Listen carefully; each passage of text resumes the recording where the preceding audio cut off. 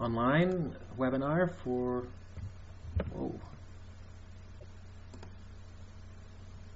sorry, I just had a little glitch there. Welcome to Areteem Institute, our free online webinar for the USA Physics Olympiad, FNAT equals MA exam preparation. My name is Dr. Darren Ragozzine, rhymes with magazine, and I'll be leading the discussion today. Yeah, we expect to have even a good handful more of people, so welcome everyone. We're glad to have you. We're going to go ahead and kind of wait a minute to get started, so that we can need to load in the slides that we're going to be using today.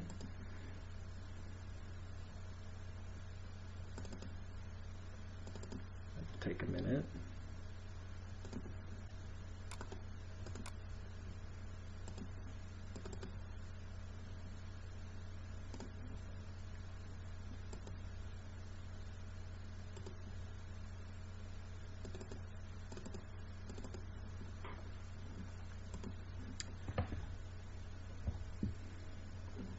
And I'll explain everything in just a minute. We're glad to have everyone here, especially those who haven't been with us before. I recognize some of you as being in some of my classes previously, but we're glad to have some additional people.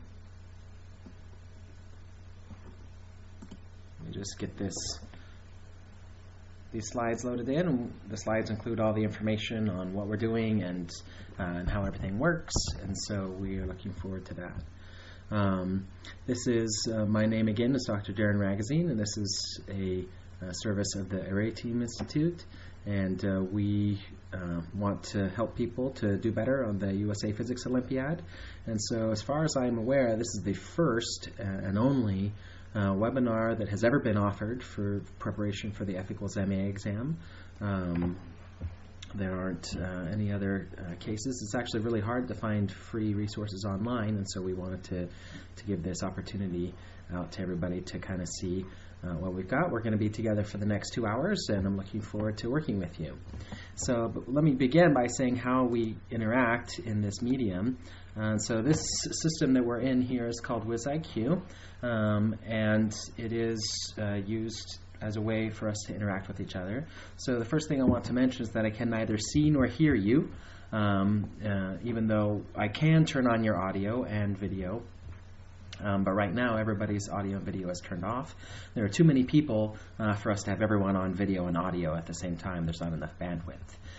But we can definitely all interact, and so the best way to interact is in the chat room down here, as was mentioned before. You can send messages in the chat room, and you can send a message to everyone in the chat room, or you can send a private message just to me. And the way I'd like you to do that is you can see on the drop down arrow just to the right of the word all. So there's a 2: and then all, and you can change the drop down arrow from all to Kelly. Now my name is Darren, but Kelly is also one of the other instructors that we have on WizIQ. And so what I'd like everyone to do is, if you could send me a private message telling me how you found out about this webinar. We're trying to make sure that we can reach out to lots of people, so please let me know, how did you find out about this webinar? Everyone can send me a little message.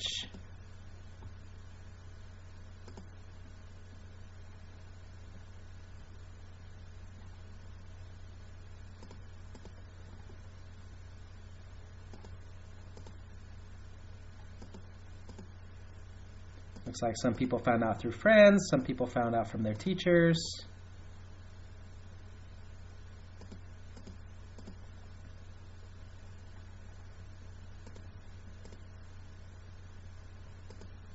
Great. I appreciate everyone kind of telling me where they were where they were at. Thank you. And so you can see that this is a way that you can kind of virtually raise your hand and interrupt. And you're welcome throughout this discussion to stop and ask questions as we go. I'm not quite sure exactly what the variety of different levels are with this course. Some people may be very familiar with the F equals MA exam. Other people may have barely even heard of it. And so I hope you'll kind of work with me to kind of aim the class at the right level. And so we're looking forward to that. But this class is meant to be interactive. Please ask questions and please answer my questions, and let's be engaged in the discussion together. However, we will start doing physics questions here. And for the benefit of the rest of the students in the class, even if you know the answer right away, don't post the answer right away. We'll probably work through them together, and I'll ask intermediate questions. Well, how would you start this question? What about this? What about that? And answer those questions as we go, even if you know how to get to the answer right away. And then on the next problem, when someone else knows how to get to the answer right away, and you benefit from going through the questions more slowly. And there's also a poll feature. And I will give you an example of this. And so we have, for example, we'll do a few questions where you do answer the questions on your own, and you'll see the poll here allows you to choose from A to A, B, C, D, or E, or also I don't know, or you don't have time to figure this out. I didn't specify a question, of course, and so we don't know how that's going to go. But let me now ask a little bit more specific question here.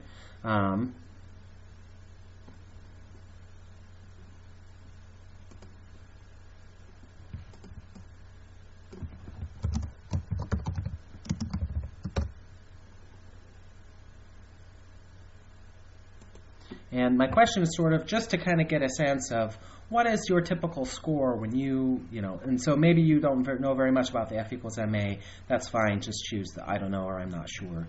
But if you do know a little bit about it, and you kind of have a sense of what your score usually is, roughly speaking, then, kind of give me an idea here so that I can kind of see where people are at.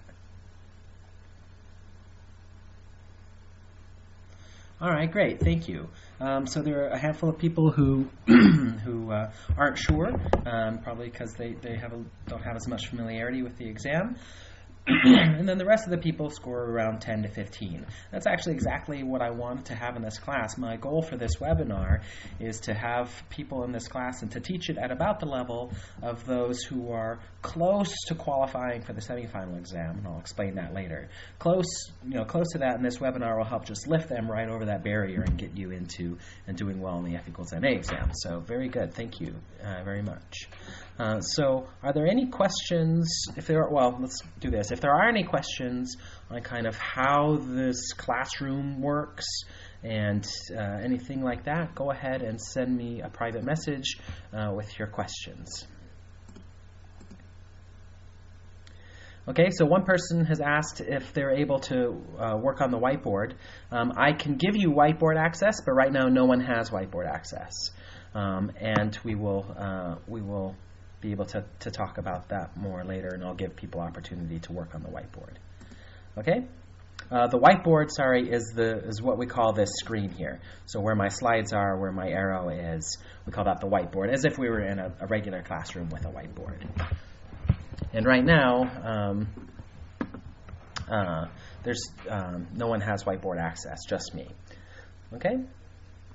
But if you would like whiteboard access, say you want to point to a part of the diagram, or you want to write something on the board, just ask and we can do that as we go along. We have another question about the F equals MA exam. We'll get back to that in a little bit. Later. Okay, well we are any other issues or anything, so we're going to go ahead and keep moving forward. So I wanted to kind of start with some thoughts on just how to prepare for the F equals MA exam. And this is true for most exams, but just kind of what are we going to do? And I wanted to do that so that we could kind of put this class into the context. And I kind of list there are 4 main ways that you can prepare, and that these 4 ways are sort of in order of best to not as good, but still good. And the number 1 best thing you can do is to take practice exams under exam conditions. And the best thing to do is to take past year's exams under exam conditions. And so it's not too hard to Google and find it, but I just have the link here. Also, I don't know if you can click on it and go to the link or not.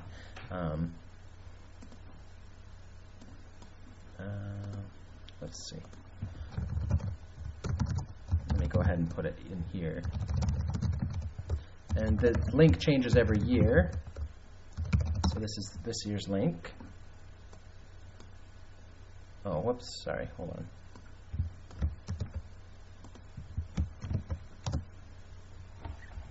Right, so if you haven't seen the practice exams or don't know very much about the F equals MA exam, you've got to go to this site and check it out and read up all about it.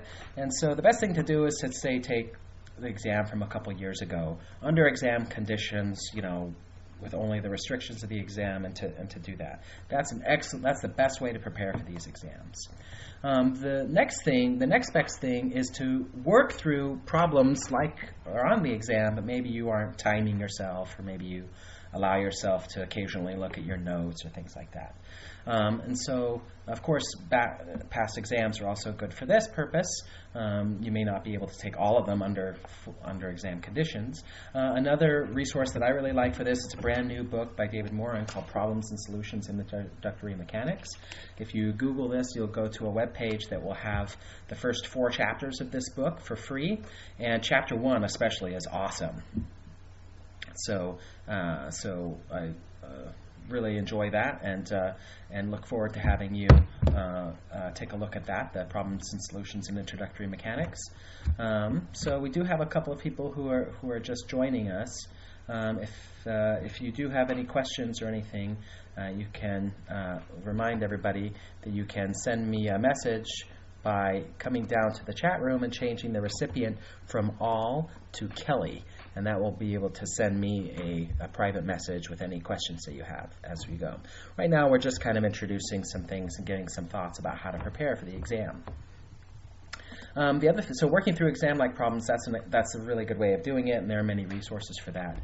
And that's what we're going to be doing today in class. That's one reason I wanted to introduce these thoughts. The next thing is to just, instead of actually sitting and working through them and figuring them out on your own, is to kind of look at them, read them, maybe sketch out some ideas, and then take a look at the solutions and kind of read over the solutions. That's an acceptable way of studying. You may not be able to actually fully. Oh, looks like, hold on, I've got a couple people who want to get into. Let me just take 1 second to get them there. Respond to these emails to.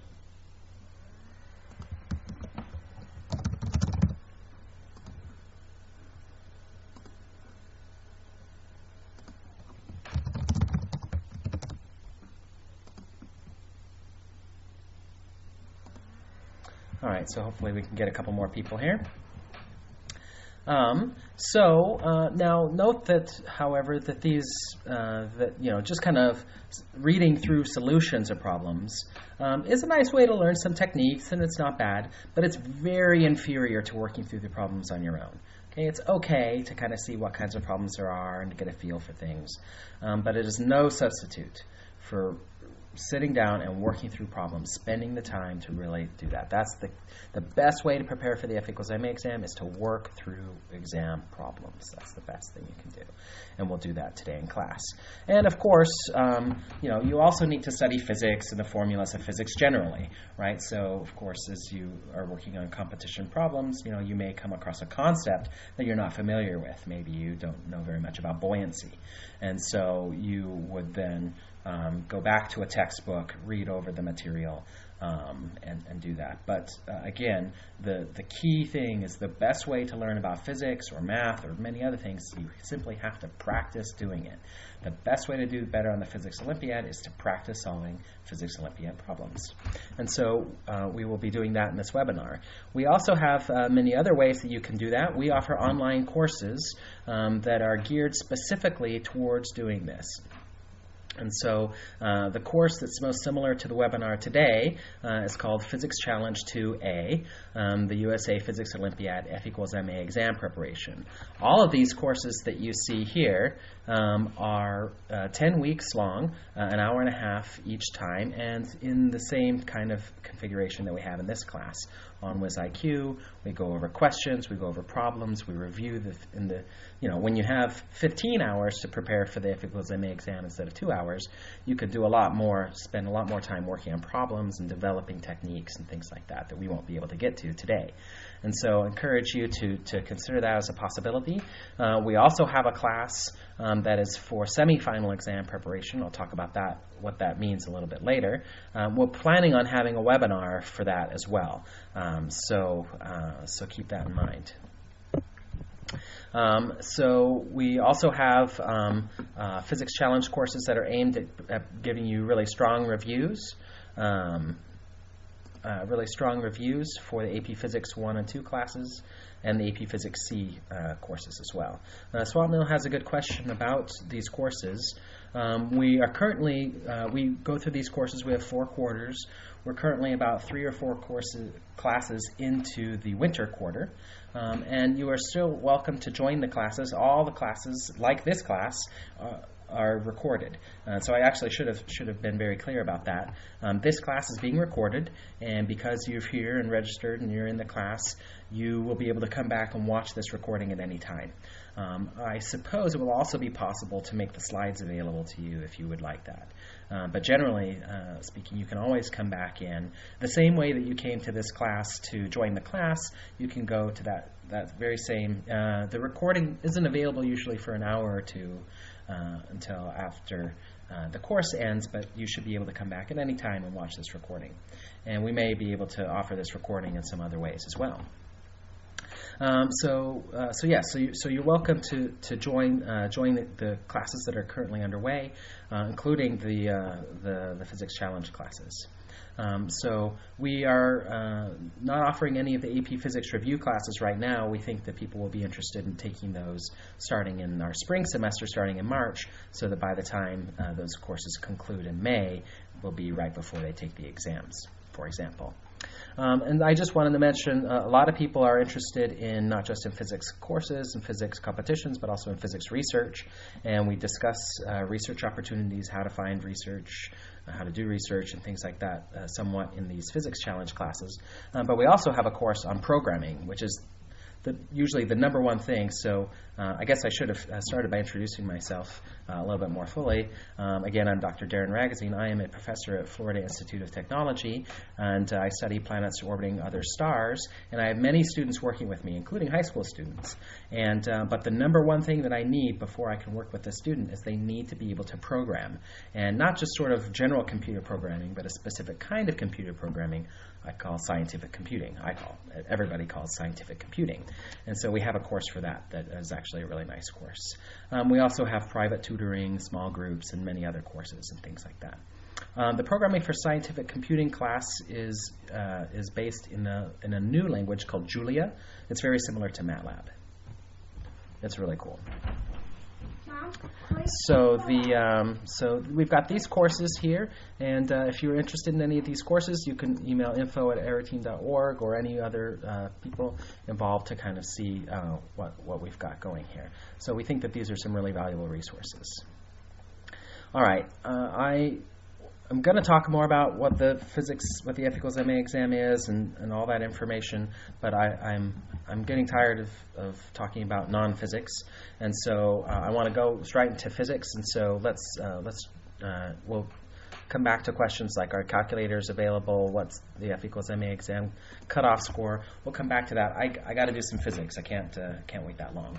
So let's go ahead and start with some physics tips. Most of this class today is going to be going through several of these what I call physics tips, and these are really important tips for solving physics problems, and they're extremely useful and can significantly raise your score. Right? These are the techniques and the concepts that you need to have in order to be able to do well on these physics competitions. And I want you to keep in mind that the people who are writing the physics competition exams, the F=ma exam and others, are physicists. And even though it may seem that some of these may seem like tricks, right? Tricky ways of figuring out the answer, but most of these tips, basically all of these tips that I'm going to talk about today, they're not tricks. This is the way that physicists actually think. When I solve out a problem in planetary science in order to figure out how planets orbit or something like that, one of the things I'll do after I do my calculation is I'll check limiting cases, and I'll make sure I did my calculation right? Which is one of the tips we're going to go over a little bit later. And so these aren't just, sort of little tricks on the side. This is how physicists really think.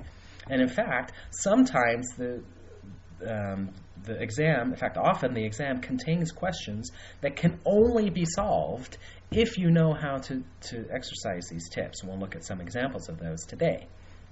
Of course, some of these tips are more useful than others. So the most standard physics tip, the most basic basic method for solving physics problems, one that you're probably very familiar with, I just call formula connection, right? So many basic physics problems, and there are several of these on the F equals MA, not all of them, but many are more complicated than this. But many problems boil down to you have to know the formulas and what they mean, and we'll talk about this more later, but for the F equals MA exam, all formulas have to be memorized. So you have to know what the formulas are. You have to choose the correct formula to apply to a particular problem. Then you take that formula and you rearrange it using algebra, and we'll talk a little bit more about that later. And then you plug in the numbers from the problem, and in order to find and then to solve for what it is you're looking for. And so the first tip is if you're not quite sure what to do, the first thing to try is to try to find a formula or formulas that connect what you are given in the problem to what you are asked to find, right? And then you need to check that the formula is applicable, of course. Now this is a pretty basic technique, but it's important, and so I thought I would start with that. Let's go ahead and take a look at an example of this. This is not an F equals MA problem. It's a little too simple, but this is from the Physics Bowl. But we have a nice question here, simple physics mechanics question. A car accelerates uniformly from rest for a time of 2 seconds through a distance of 4 meters.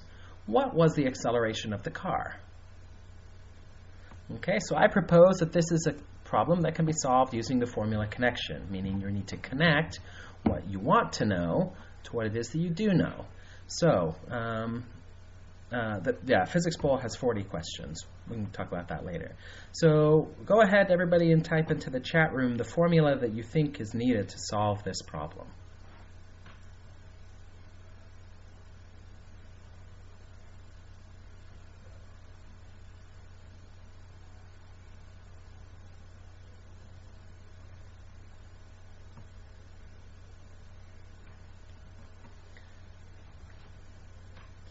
All right, so I've got a lot of great examples of equations. Thank you very much, everybody, for participating. I love it. Even though I've already seen the same equation 10 times, I'm happy to have everybody type in their equation. Right? So don't worry about that. Now, one thing to keep in mind about these equations and formulas is that you can see that the different people from different backgrounds have slightly different variables for these concepts, and so the formulas might look a little different. But when you see a formula like this is the standard formula for this. When you see this formula, you shouldn't think about the variables as the D means something and T means something, that this is some connection between variables. It's really a connection between concepts, right? The distance traveled is equal to the location where you started plus your initial velocity times the time traveled, or time, let's say time elapsed, because time traveled sounds like you're going to the future or something, plus 1/2 times the acceleration times the time elapsed squared. Right? And so then the next step in this problem, so this is great, right? Because we have a time, we have a distance, we need an acceleration. The initial velocity is not given in terms of The initial velocity is not given in terms of a number, but as many people have already noted, since we see the words from rest, we know that the initial velocity is 0.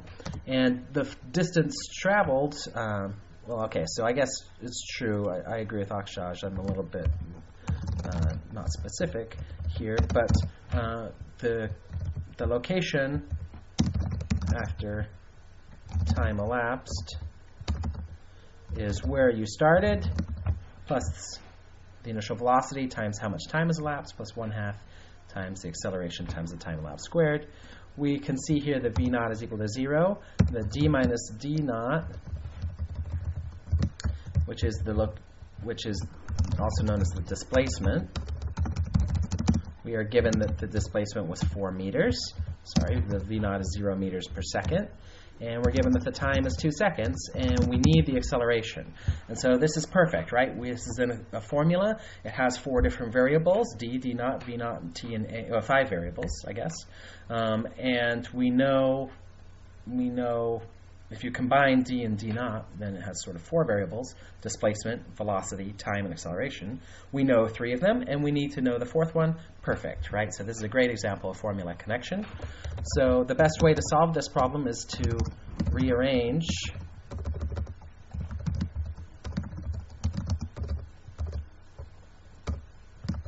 the equation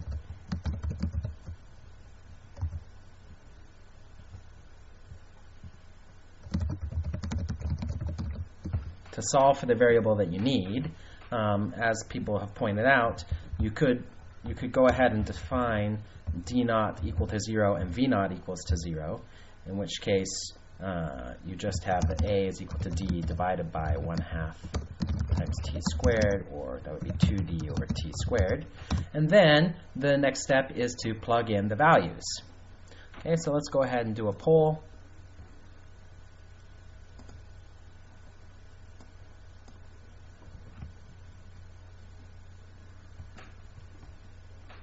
What is the acceleration of the car?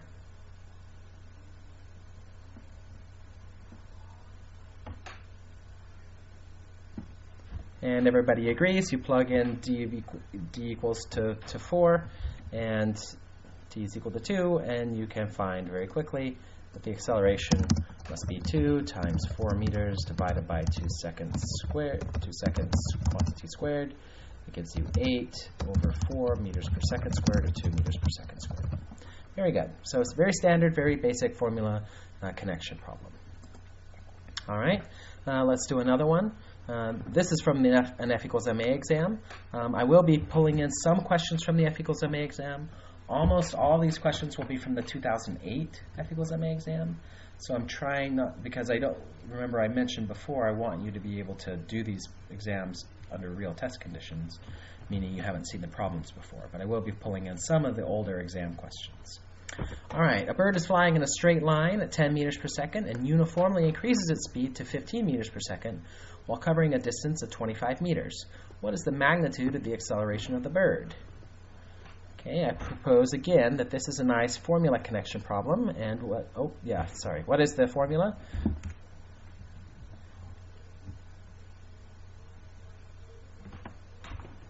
Yeah, you're welcome to use the little up arrow here to say I agree with what they said.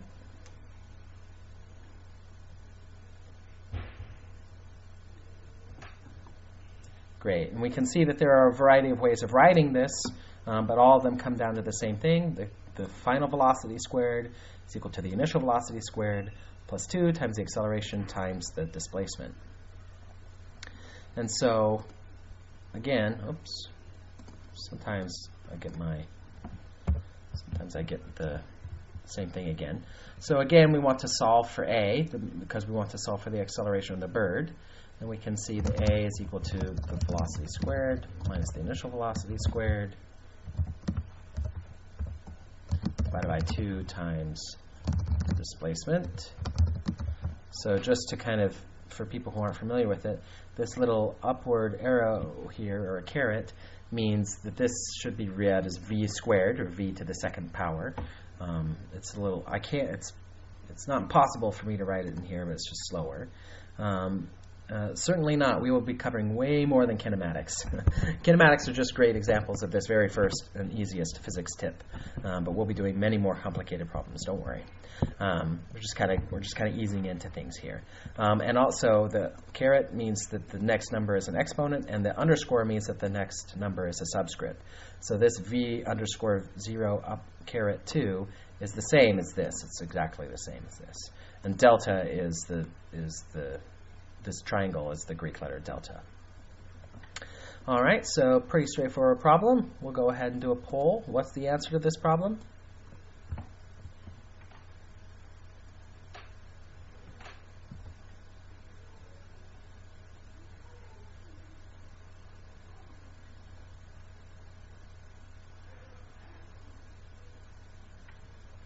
All right, I'll give you a few more seconds. All right, 100% of you got the correct answer. Very good. So a is equal to 15 squared minus 10 squared divided by 2 times a times 25, or sorry, 2 times 25. So that's, I forgot my parentheses here. This is in meters per second. And this is in meters. Oh, sorry, this is actually meters squared per second squared, because these are squared velocities. So you get 125 divided by 50 meters per second squared, or 2.5 meters per second squared. Very good. The formula connection saves the day. All right, so I needed to get a little physics in, and we will be doing more complicated physics for sure. Now let's kind of roll back a little bit and do a little bit more of an introduction to the USA Physics Olympiad. Many of you are familiar with it, but some of you aren't, and so I wanted to go ahead and talk about that. One of the biggest physics competitions for high school students in the world, probably the biggest, is the International Physics Olympiad, and the USA chooses its team to participate in the International Physics Olympiad by running the USA Physics Olympiad. This is very similar to the USA Mathematics Olympiad or the Chemistry Olympiad or other similar Olympiads.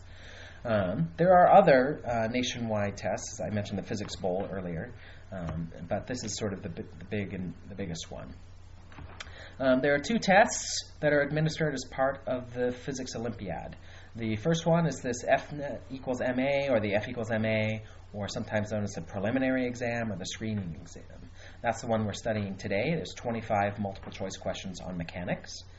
And then after that is the semifinal exam. Semifinal exam is 6 free response questions on any area of physics. If you go back and look at past questions, you see that there used to also be a quarterfinal exam. There aren't anymore.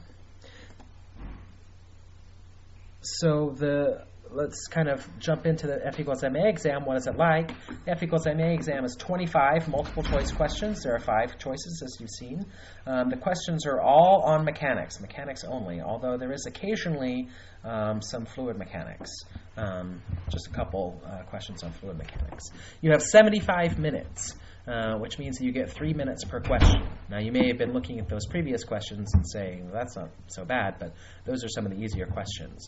The test tends to be relatively progressive, with the earlier questions being easier and the later questions being harder, often much harder, although occasionally they throw in an easy one at the end. So it's not exactly ordered by difficulty, but it is to some extent. Scientific calculators are allowed on the F equals MA exam, but usually they're not really needed. But they are. So you don't have to do pure arithmetic, but you're only supposed to use the scientific functions. So I guess the rules specifically say that it needs to be a handheld calculator that cannot communicate and that has been all the memory has been deleted. And that you're only allowed to use the scientific functions of the calculator. So it's a kind of an interesting, I'm not sure, it's kind of an interesting way from that. I suppose they couldn't stop you from graphing. At the same time, the vast majority of problems, having even a graphing calculator wouldn't make a difference. Usually that's not Usually the mathematics is not the limiting concept. Usually it's the physics. And so it's probably not a big deal. The TI-84s are certainly graphing calculators, but the language of the instructions indicate that you could use them if you only use the scientific portion of that calculator. So that's to work out. I'll let you read the past exams and work that out with the proctor that will be administering your exam. Oh, while I'm mentioning that, by the way, the exam is only offered to at schools that have registered for the exam, and registration has already passed. We offered this webinar to prepare for the exam, which is not this coming week but the following week. And the registration period has already passed. So if you're at a school and you don't know if your school has registered, find out. And if they haven't, then try to go to some other school where they have registered or something like that. We won't get into all that here, but it's not just automatically offered anywhere or anything like that. Your school has to register. Usually your physics teacher. Now jumping back to the exam, you get 1 point for every correct answer, and for wrong answers, you lose 1/4 point. Yes, Valerie, I don't know if you'll be able to download the video, but you can watch the recording online. Yeah, this video will be recorded online, and you can watch it. Yeah. It is. You do lose points for wrong answers, which means that purely random guessing cannot raise your score, statistically speaking. However, we'll talk a little bit later about how educated guessing can raise your score, and that is a good idea to do. Now, the interesting thing about the F equals MA exam is that it's different from the AMC exams. Many of you may be familiar with the mathematics exams. In the mathematics Olympiads, there's the USA Math Olympiad. That would be equivalent to the semifinal exam. And then before that, there's the invitational exam, the AME, and before that, there's the AMC exams. So in physics, the F equals MA is sort of like the AME, I guess, in the sense that there's only one step from there to the Olympiad version.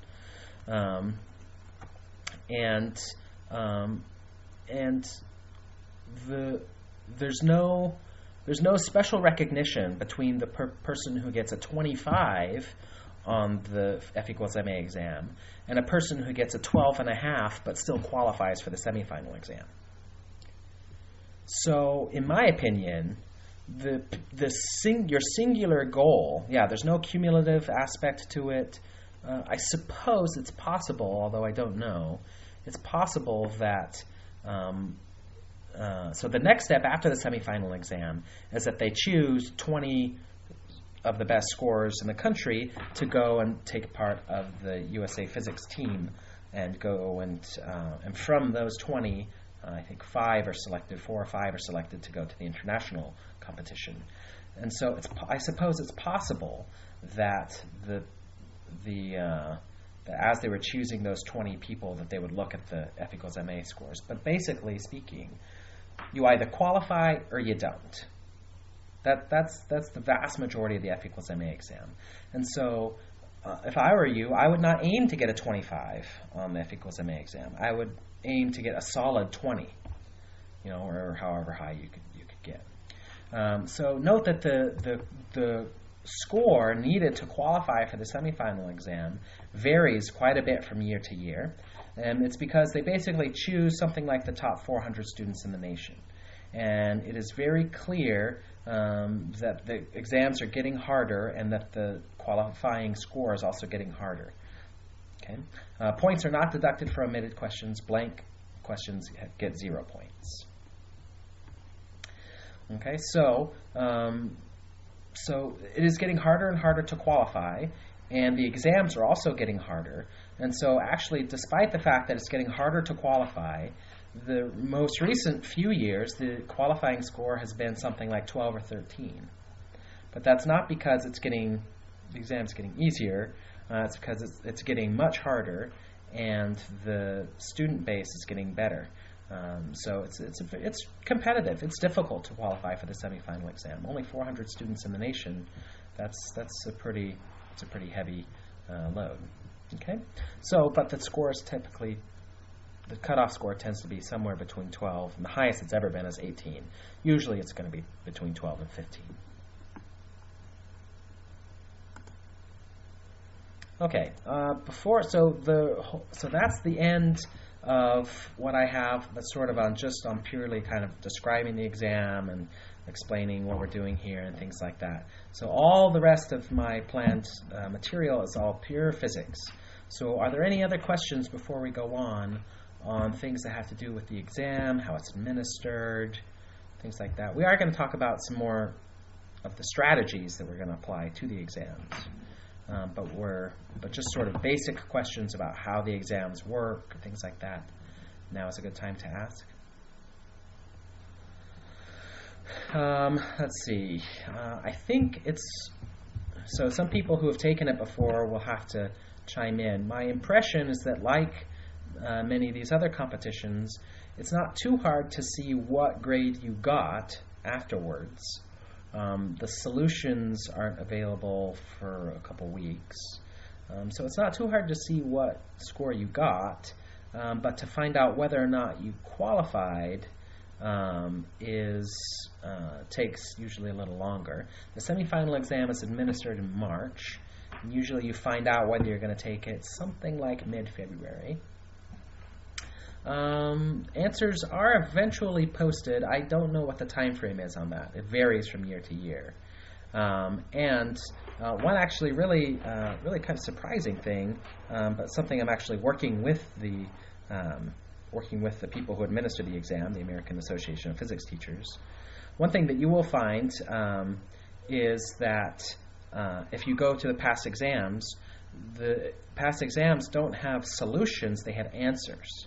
And they don't have fully worked out solutions. Now, there are places where you can try to find them online, but the fully worked solutions are kind of hard to come by.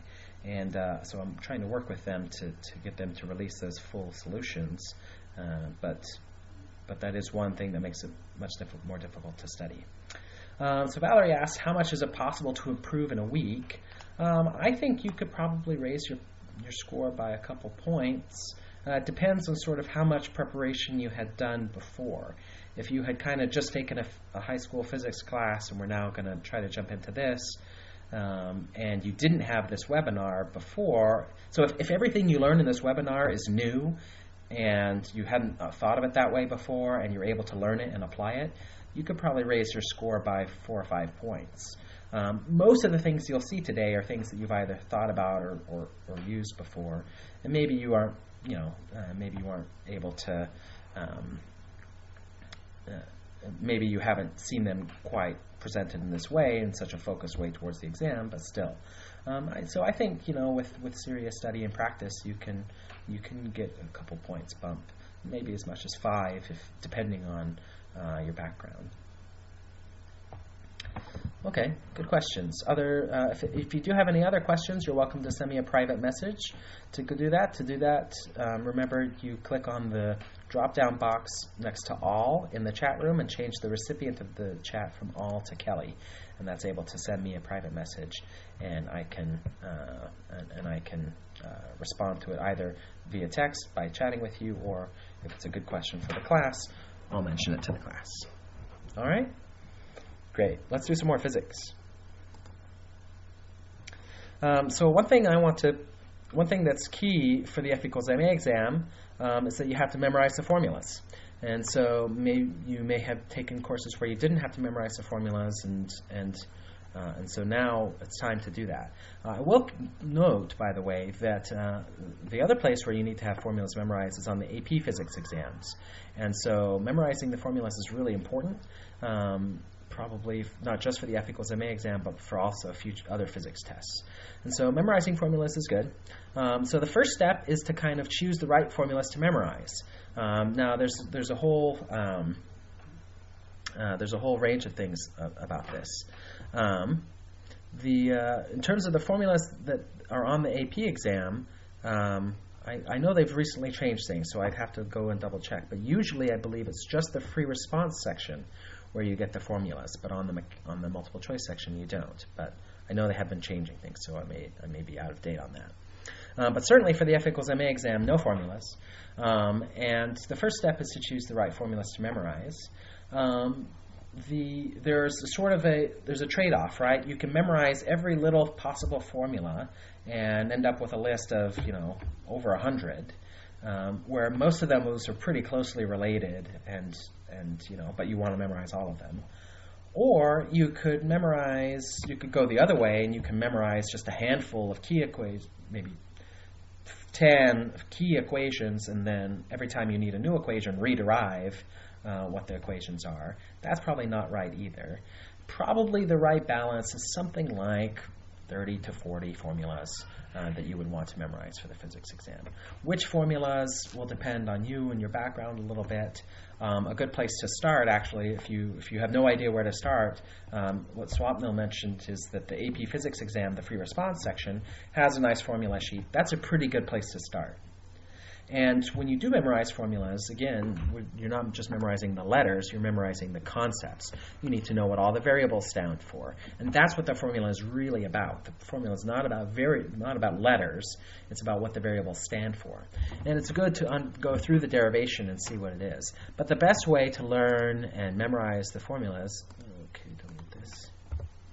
is to practice using it on practice problems. Even simple practice problems, kind of like the ones that we just did, for the mechanics, for the kinematics questions, and as you saw, several people have those formulas memorized. So one thing I wanted to mention about memorization, meaning putting objects in your long-term memory. People have studied this. Psychologists know how this works, and the best way is to review these equations at exponentially spaced time frames. So you try to memorize an equation, you review it 5 seconds later, you review it again 25 seconds later, then a couple minutes later, then 10 minutes later, and then maybe not, I wouldn't use 1 as my exponent, but you come back to it regularly, but you don't have to come back to it every 5 seconds. You can the time in between when you come back to it changes. Ooh, -1, that would be interesting. And it's also great to use a variety of methods for memorizing formulas. You can write the formula down multiple times while saying it out loud. You can concentrate on it and sort of take a mental snapshot, a mental screenshot of it, and draw a picture around the formula. You can sing the equation to a tune, and you can always test whether or not you have the right formula in using the techniques that we'll be talking about later, specifically units and dependencies and things like that. So you can also do paper flashcards. One thing I like to do is actually to get playing cards and to write the formulas on playing cards because they're easy to manipulate and fun to play with. So that's some ways of doing that. But really, practice is the best way. I actually am not opposed to cramming a little bit to help you make sure you do that. You can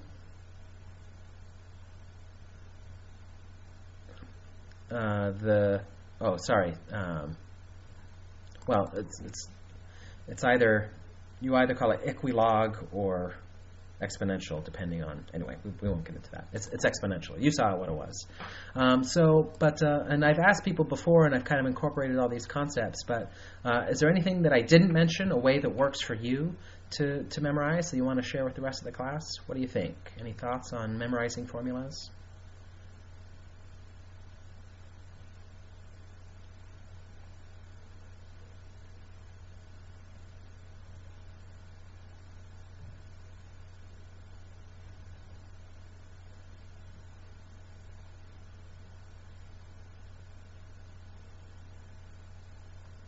Yeah, the nice thing about paper flashcards or index cards is that you can do that logarithmic spacing pretty easily. Right? You can have it with you, and so when you're on the elevator, you can flip through them all, and that will be your review. You can certainly derive them during the test. That's important. As I said, there's a balance there between ones that you might derive and ones that you might not. And you, of course, will want to do brute memorization is not good enough. You have to understand what the variables mean. Great. So we kind of talked about formulas now. Let's get to another physics tip that we can apply to some real problems. which is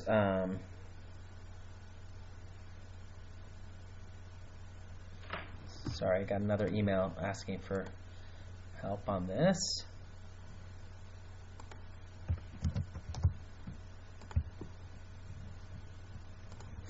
All right.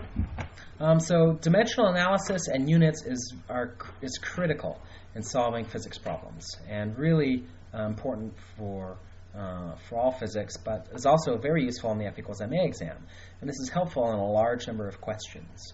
And the key thing to keep in mind is that units are, well, we won't go over the definition of units here, but we'll say that we will point out that the Physics Olympiad uses SI units. That's the standard units that basically everybody uses now. There are 7 sort of basic units, meters, and moles, and all that. But for the F equals MA, you just need the meters, kilograms, and seconds. And so these are sometimes called MKS units. But you may also know of other units like the Newton and the joule, and these are derived units, and you should be able to figure out what the base units, we call them, are of these quantities. So you should be able to figure out that a joule is a kilogram times a meter squared per second squared, right? So if you don't know how to do that, then you'll want to be able to do that. I don't know if you need to memorize these, because what I always do, if I need to know what the units for the joule are, I take an equation that I know to be correct. E equals 1/2 mv squared, and kinetic energy is equal to 1/2 times mass times velocity squared. And then I can, then I say, well, I know energy is in units of joules, and I have a kilogram here and a meters per second squared here, and so that's my equation for joules. That's my relationship for joules. There are usually 2 or 3 questions on the exam where the answers have clearly different units, and therefore dimensional analysis can be used. Well, okay, so there's kind of 2 different ways of thinking about it, and we'll get into it. But I would say that there's a handful of problems on these tests where units or dimensional analysis, which is a related concept, can be used on the exam to solve the problem, or at least to eliminate answer choices. And so using this physics tip, I would say, would increase your score on the exam by probably 1 to 2 points, as opposed to not using it at all. So dimensional analysis is a little bit different, and the idea here is that you are trying to figure out what the equation is by realizing that the answer has to have the right units, right? And so note, for example, that when you add or subtract or compare 2 values, like an equal sign, the values that you're adding or subtracting have to have the same units. And so this equation isn't actually very surprising from a units perspective, because if I know that distance and velocity and acceleration are related, well, I know that this is in meters, this is in meters, this must also be in meters. And so my velocity of meters per second has to be multiplied by 1 power of time. That's the only way I can get the right units. Similarly, for the acceleration term, it must be multiplied by something like time squared in order to get the correct units. It's also good to keep in mind that when you're using a mathematical function, like a logarithm or a sine, then the quantity that you're taking the logarithm of, or the exponent of, has to be a dimensionless quantity.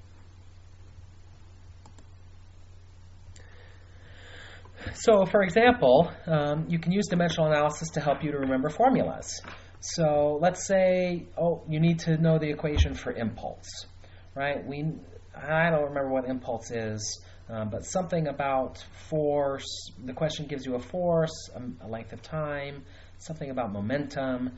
And so you write down, you say, okay, well, force is a mass times a length times, or over time squared. Time is time, and the momentum is, kilograms times meters per second. And so there are an infinite number of combinations of these 3 quantities that cannot possibly be correct, right? You know that momentum is equal to force times time squared is impossible, because the units do not work out. And so going through the possibilities of, well, how can I get a momentum and a mass and a force, or how can I get momentum, force, and time all in the same equation in the right way, you can show that the only possible way is that the basic equation would be momentum is some constant times force times time. So let's take a look at an example of this. So this isn't a F equals ma problem. It's a little too easy, but it really nicely illustrates this.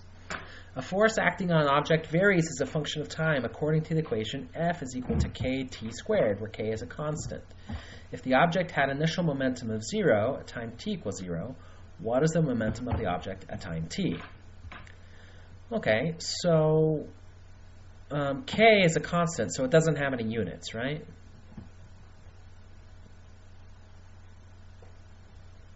So k doesn't have any units. So all I've got is f and t and momentum. So I've got a momentum and I've got an f and t. I know that I already worked that out. That's constant times this, right? So my answer must have something to do with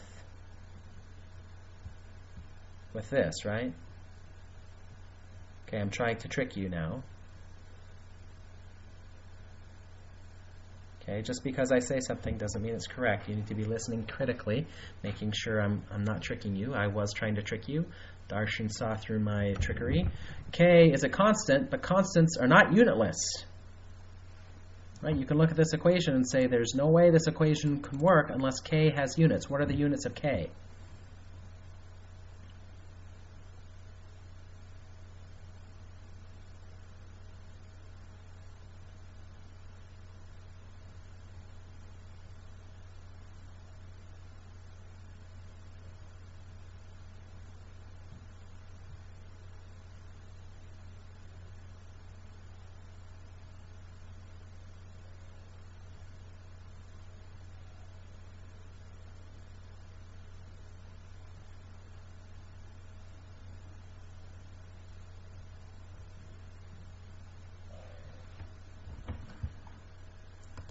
Okay, so force has units of kilograms times meters per second squared. T is units of seconds. So if I'm going to have K is going to be, we can rewrite this equation as F over T squared. So that would be kilograms times meters per second squared, or kilograms meters per second to the fourth. Okay, that's the units of K. All right, so that's good. Now, this question screams dimensional analysis or check the units, because you look at the answer choices and you can see that it's different combinations of K and T with different powers. In fact, you can spend less than a second to rule out A. There's no way a momentum has units of time. Toss, right? Impossible.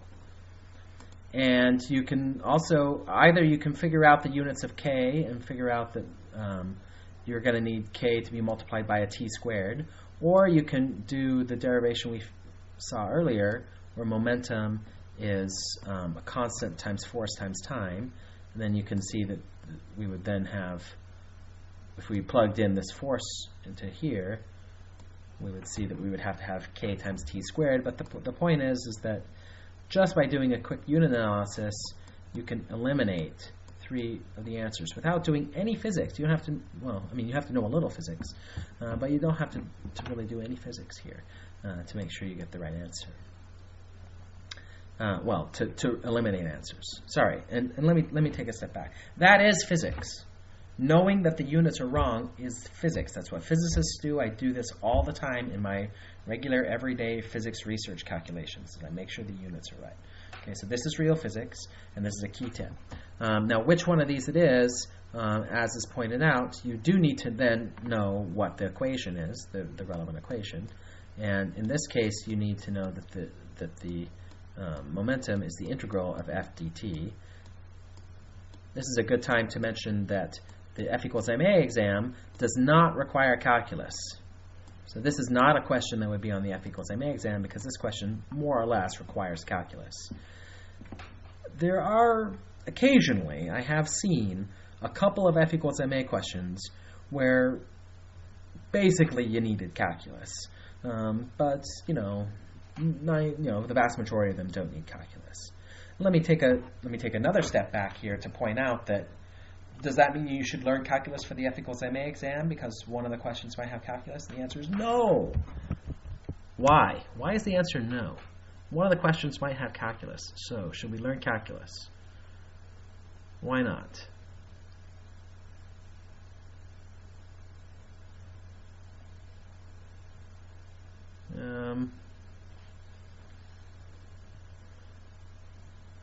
Fair enough. I could actually teach you the calculus that you would need in a couple days, probably. A couple of full days.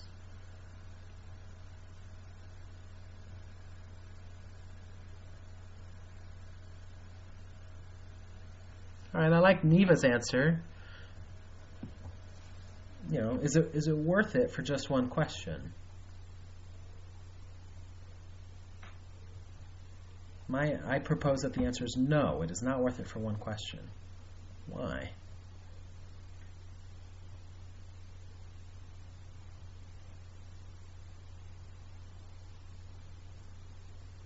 Certainly, you could say, well, the time it would take to learn that, if you spent studying physics, you would get a higher score. I agree with that as well.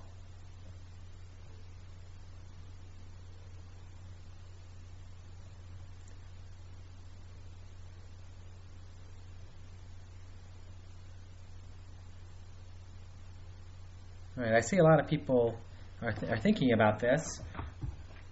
I'll go a few more seconds. Why do I say don't worry about calculus if it could affect your score on one of the questions?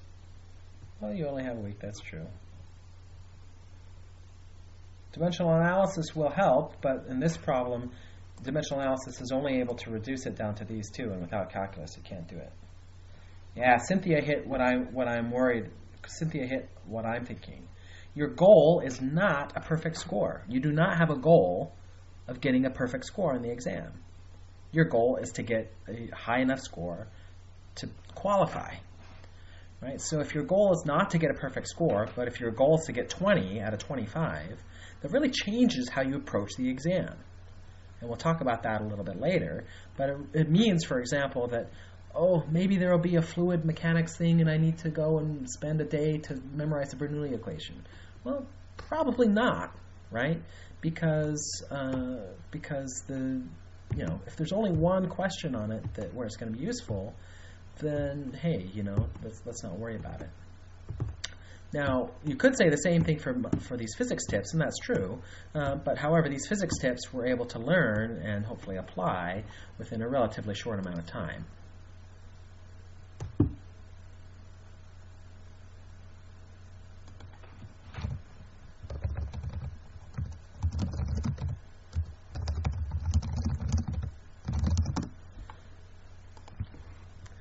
The timestamps are not synchronized because they're based on where everybody's own individual clocks on their computers. All right, so we won't go through it. The answer is D, though.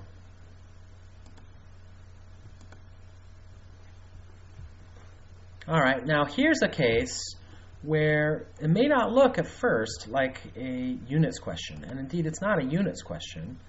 It's a dimensional analysis question. All right, so the question is, the gravitational self-potential energy of a solid ball of mass density ρ and radius r is E. What is the gravitational self-potential energy of a ball of mass density ρ and radius 2r? Now, the standard way of calculating, so you may have memorized the gravitational self-potential energy of a solid ball. That would be very impressive. I do planetary science and study this kind of thing regularly, and I don't have it memorized.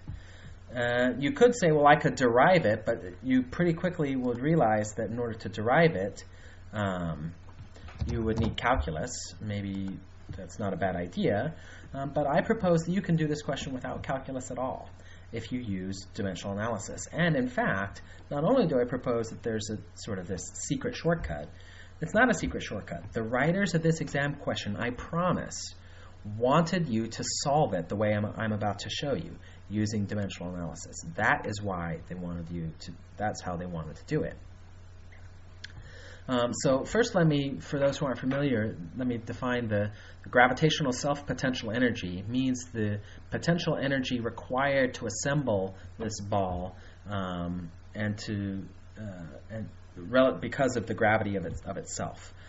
So if you start with one little piece of mass, and then you bring in another piece of mass from infinity, and then another piece, and another piece, then you're losing all this potential energy to build up this ball. Then how much energy is that? That's the gravitational self-potential energy, meaning that it's the gravitational potential energy of the single body. It's not relative to the sun or any other thing like that. All right, so okay, so it will help. You don't have to have it, but it will help to start with an equation for the gravitational potential energy. So does anyone have that equation? What's the equation for gravitational potential energy?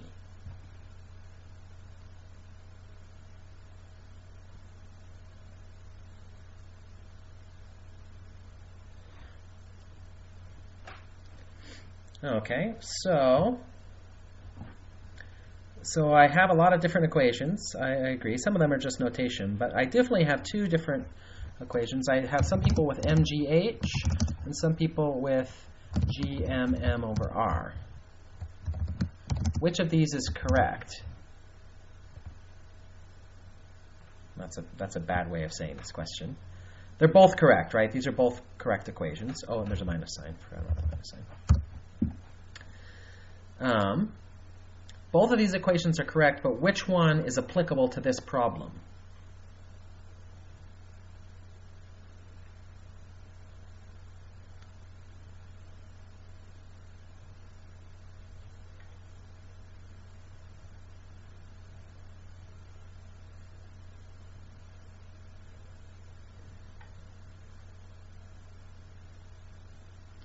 Yeah, the second one. And so it turns out that this equation here is an approximation of the real equation here.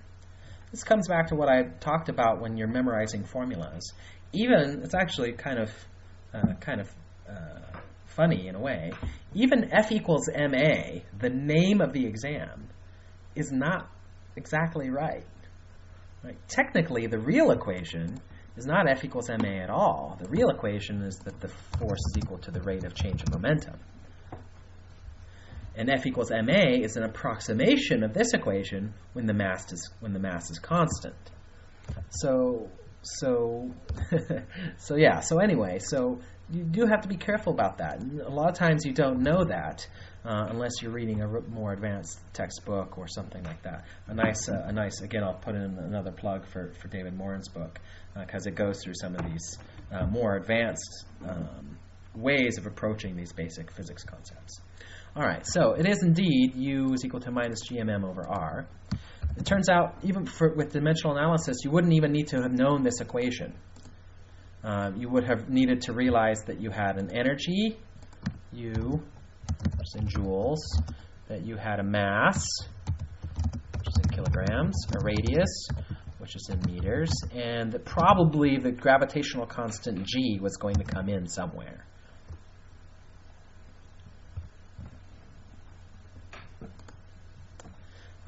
And there are two masses in here because this is the equation for how much energy it takes to start with a mass little m and a mass big M separated by infinity and to bring them together. In terms of constants, no, you do not need to memorize them. There are about 20 constants that are given on the exam. So I think let me check here.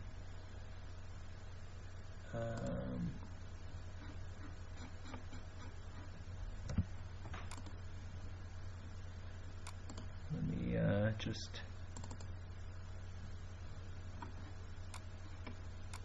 Oh, sorry, let me just check here.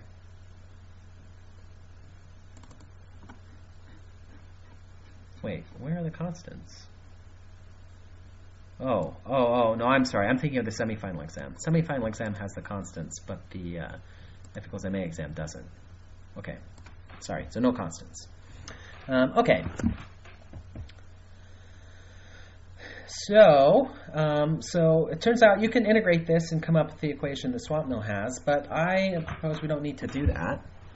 So let's take a look at this. So I have that the energy that I'm looking for. So it looks like when I go from this ball of mass density rho and radius r to this ball with mass density rho and radius 2r, what I'm really asking for, in some sense, is what is the gravitational potential energy as a function of r when density is constant.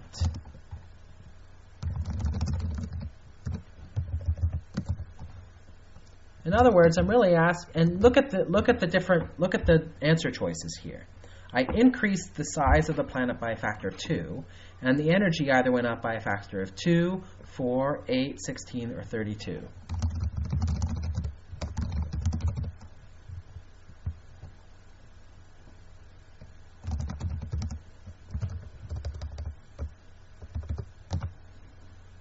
So it's telling you that u of r is going to be some constant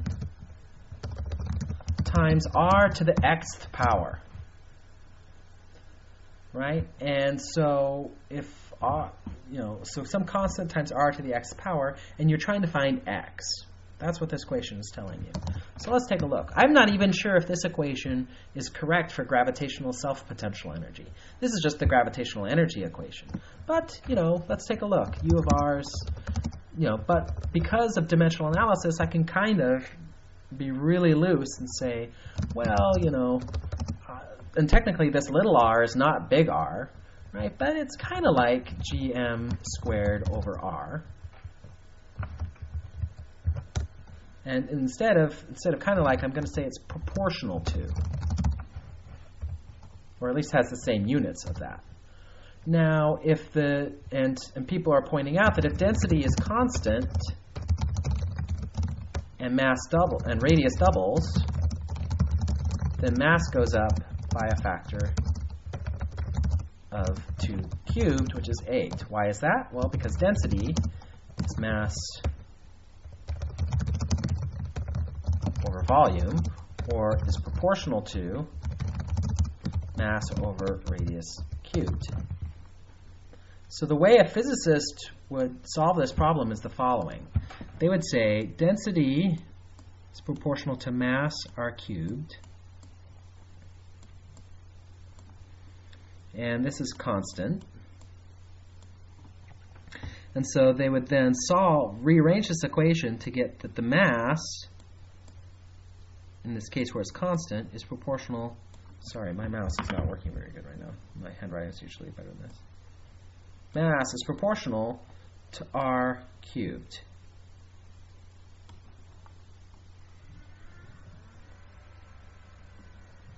Oh, sorry, because there's a divided here. Right, so if I take this and I sort of rearrange this like it's an equation, I get mass is proportional to r cubed. All right. Well, then u of r, and I'm just going to drop all my constants, proportional. I'm going to drop the constants to m squared over r, but that's proportional to r cubed squared over r, because m is proportional to r cubed. So u is proportional to r to the 5th.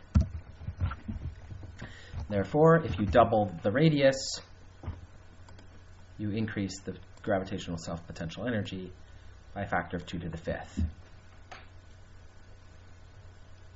Okay, and you can see I was very loose with my I didn't use the right formula. I didn't plug in the right values into the right formula, but I did use the values with the right units. Right? There are only so many ways that you can combine these 4 constants. And if you look at them, you can determine that the only way that you can combine these 4 different values is to have radius come to the 5th power. I don't know what little r is in the denominator. That's the beauty of dimensional analysis, is that you don't have to know what it is. Oh, this r and this r. Doesn't matter. It's the units that matter. It's the units that matter. In the case where density is constant, mass grows as meters cubed.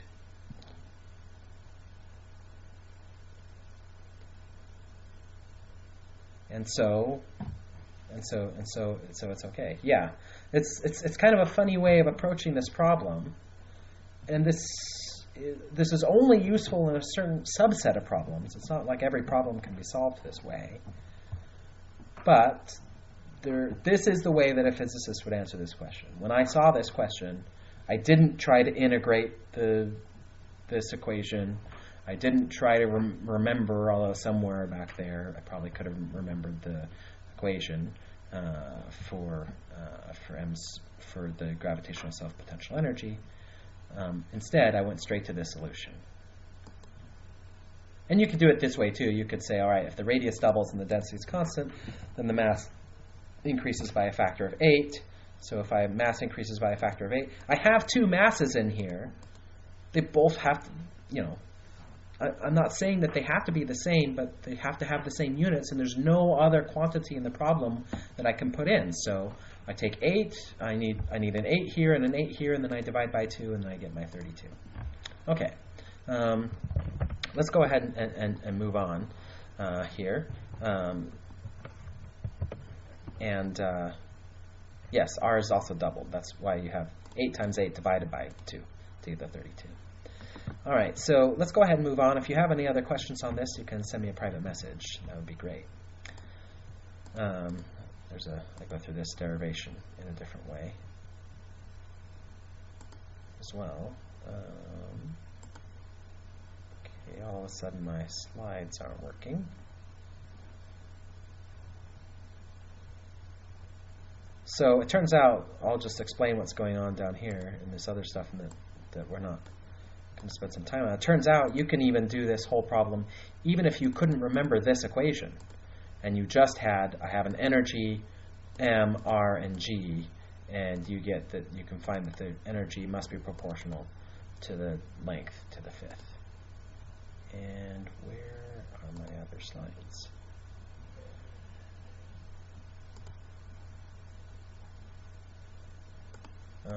Okay, bear with me for a second here.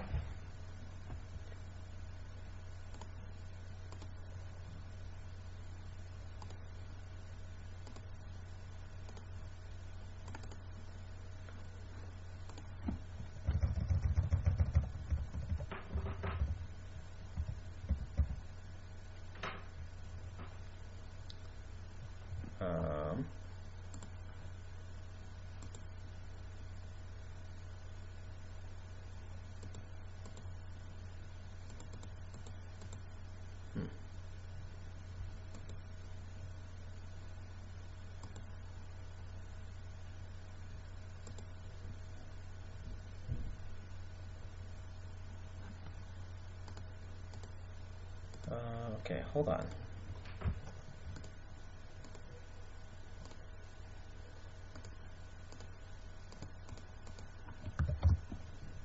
Actually, you know what? We are halfway through the class, so let's take a 1-minute break here while I figure this out.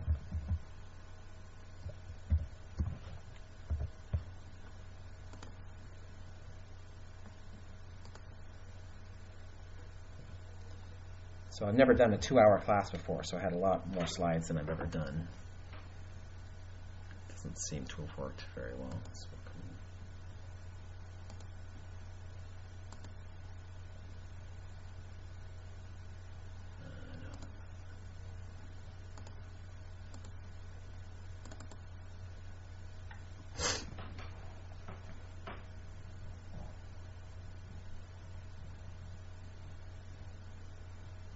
now is also a great time to ask any questions that you have.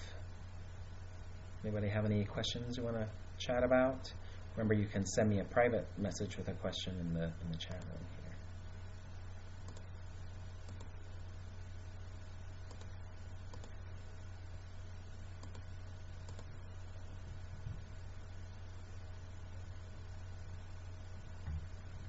here. Someone asked about which constants should be memorized.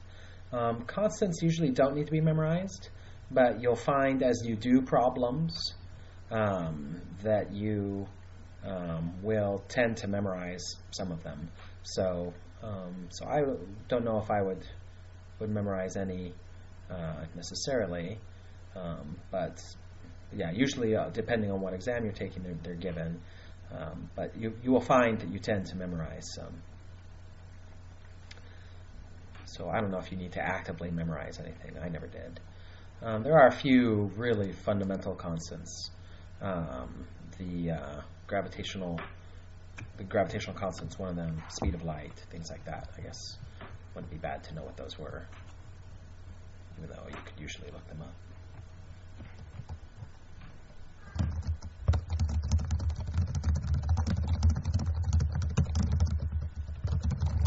Okay, let's see if this works. Aha, okay. All right, here's another problem that we can do dimensional analysis on, or at least unit checking here. Yeah, you don't need to memorize anything, but wouldn't be the worst thing to have a few key constants memorized. Consider a planet in a circular orbit around a star with a semi-major axis of A and a period of P, and then a viscous frictional drag force minus kV squared that acts opposite to the velocity. Which of the following expressions is equivalent to the energy lost during one orbit? Assuming that K is a constant and that everything basically stays the same. So what I propose is that you could approach this problem by looking at the answer choices and noting that the answer choices all have different units, right? And so you can one way of approaching this problem is to try to get at the units. So let's say you weren't going to we're actually not going to try to solve this question here, but let's say you were just going to use units to solve this, or to eliminate answer choices. Let's say you've only got 30 seconds to guess on this problem. Ready, go. What do you do? What would you do?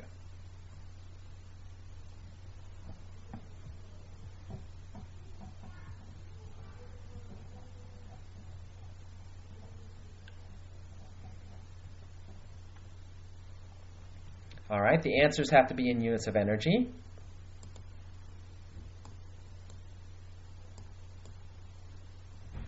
Yep, we're going to need the units of K.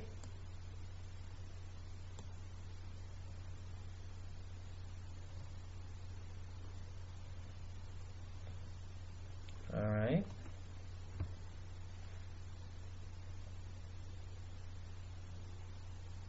That sounds good. Why don't we, people want to figure out what are the units of K in this problem?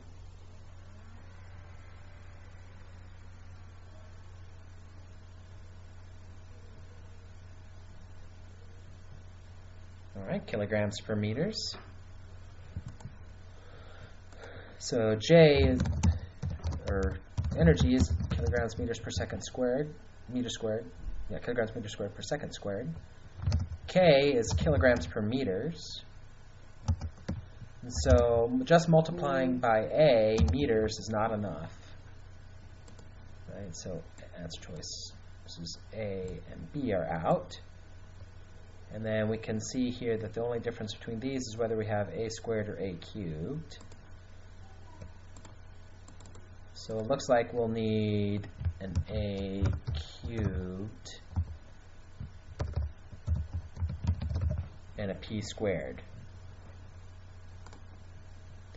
Right, in order to have the units work out, we'll have K times the length cubed times the period squared. So looks like C is also out.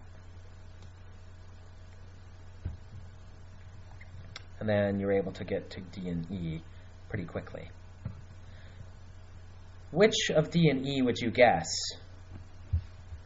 We'll kind of get back to this, but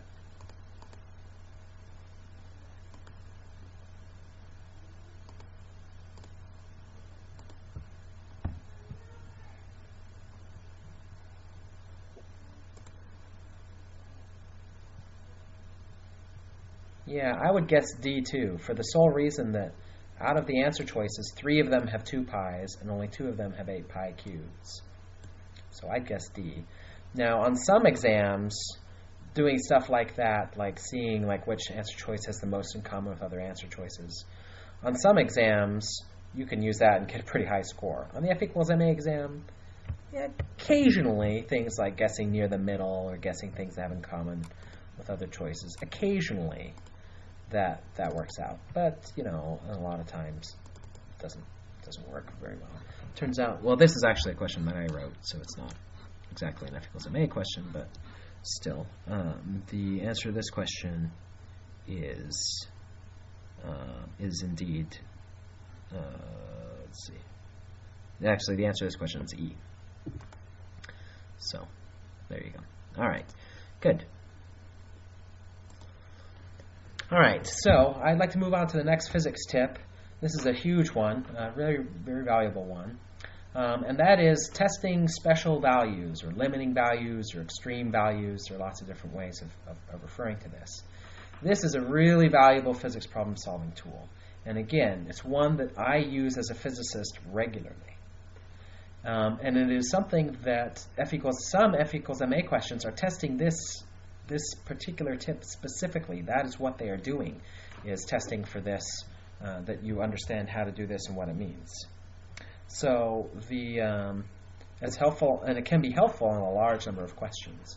And the best thing it can do is it can eliminate incorrect answers. It can't give you the correct answers sometimes, but it can eliminate incorrect answers, often allowing you to eliminate many incorrect answers, sometimes all but the correct answer. And here's the idea. There are many different ways of approaching this, but one is, for example, what you're going to do is you're going to use your physics intuition about what the answer should be in certain circumstances and distort the question to be in a case where one of the variables or one of the properties was extreme or special or something. You know, for example, if you are, say, you know, I'm driving to a nearby town at a velocity of 20 meters per second, you know, how long does it take? You know, and say, well, suppose the distance to the nearby town is 1 trillion miles, right? Well, then you know it would take you forever, right? So that will help you to figure out what the answer is. Let's apply it.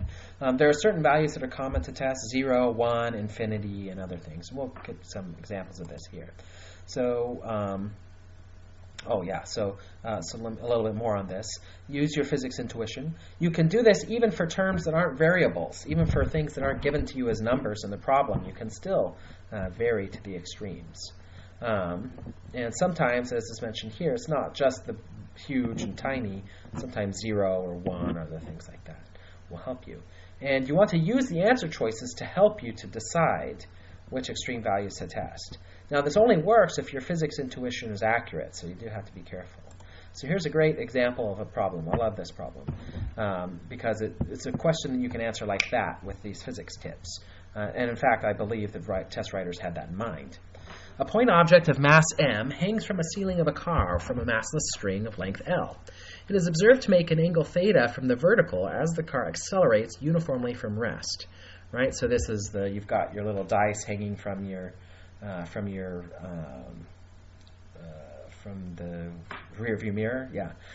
So you've got your little dice there, and then you hit the gas, and you can imagine, right, those dice start to move backwards. And it's a pseudo force, and it's complicated, right? So, but let's take a look and see if we can answer this. Find the acceleration of the car in terms of theta, m, l, and g. So the first thing we've got is we know we're going to find acceleration. So which answer choices can you eliminate because they have the wrong units?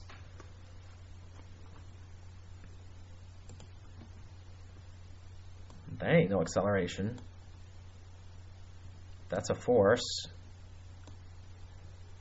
And that's a force. All right, so instantly we're down to answer choices C and D. And so the question here, so this is, remember, this is equal to the acceleration. And so let's imagine that, so someone mentioned already, imagine that the acceleration is huge, right? So imagine you're on a rocket ship, right? And, a bajillion meters per second squared flows through your ship, right? And you're watching your little dice fly back. Do they fly back, then you imagine, right? You get a value of theta that's close to 90, right? This thing just swings way back.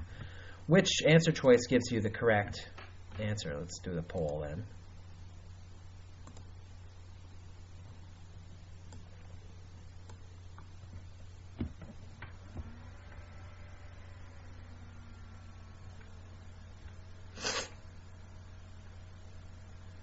Yeah, tangent, as you get close to 90 degrees, goes to infinity.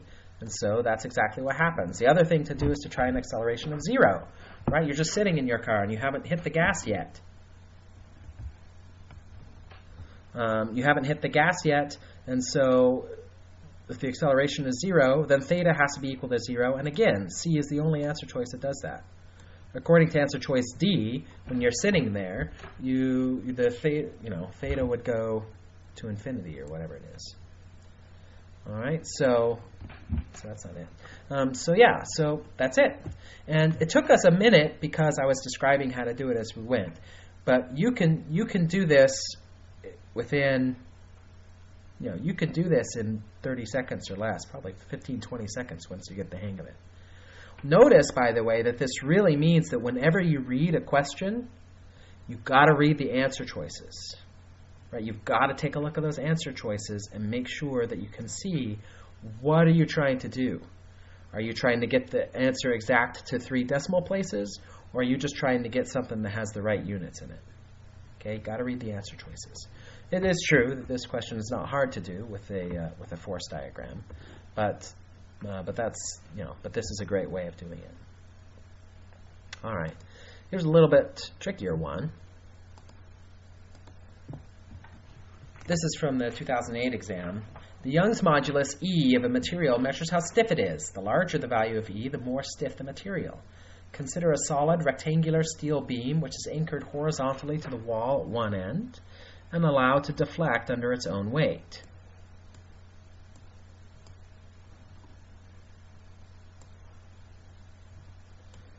The beam has length L, vertical thickness H, width W, mass density rho, and Young's modulus E, and the acceleration due to gravity is g. What is the distance through which the other end moves? It's asking for what is this distance? All right, and then it says, hint, you are expected to solve this problem by eliminating implausible answers. All of the choices are dimensionally correct. The hint was in the test, although you would be able to solve this now without the hint. I think at that time they would have given the hint. If they were to give a problem like this now, they wouldn't give you the hint. All right, so let's hold on. Let's see if we can figure this out. So let's think about this. So notice, by the way, for example, this is one that you couldn't even do. I mean, I could do it because I happen to know the equation from mechanical engineering from a college class that I took, right? But this is an equation that you cannot do in any other way. Okay, so the next thing is to go crazy with some of the answers, with some of the variables. So pick a variable, and notice, by the way, some variables are in the equation. Some variables are in the equations, or in some equations, some are not. Things like that. So let's pick a variable. What variable do we want? H. H is a good one. Looks like it's in all the equations. Sometimes it's in the numerator, sometimes it's in the denominator. That's a great one. So we can't choose. I mean, I'm not saying you have to choose infinite values per se. Just choose something really big. So imagine you have your nice steel beam. It's a few inches wide, and it's like 10 meters high. Right? This huge, giant, heavy steel beam. And then you're seeing how this huge, heavy steel beam, how it bends as it goes over some distance, some smallish distance, say a meter or two. Right. So if h is big, do you expect this deflection to be big or small?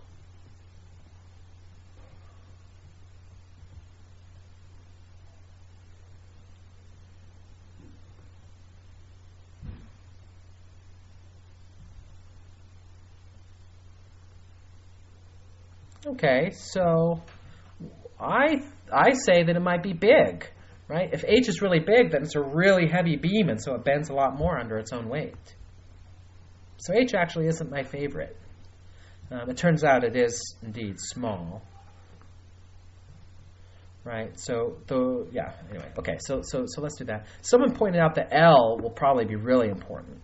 And I agree with that, right? L has got to be pretty important because you can imagine if you make this length longer, it's going to bend a lot more. So if I take a beam that's that's 1 meter long and a beam that's 1 kilometer long, right? How much more bendy is the kilometer one? It's way, way, way more, right? And so L definitely has to be in the numerator. That's okay here. B doesn't even have L in it. Can't be that one. And C doesn't seem likely because it's only as the square root of L, so that doesn't seem promising. Do you think that Young's modulus is going to be important? How stiff it is? So as E increases, the deflection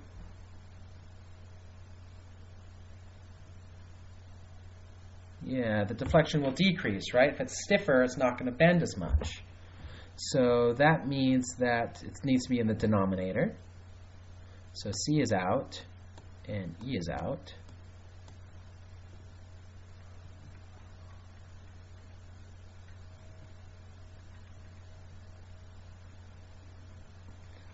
All right, and then you get down to A and D. How can we distinguish between these two?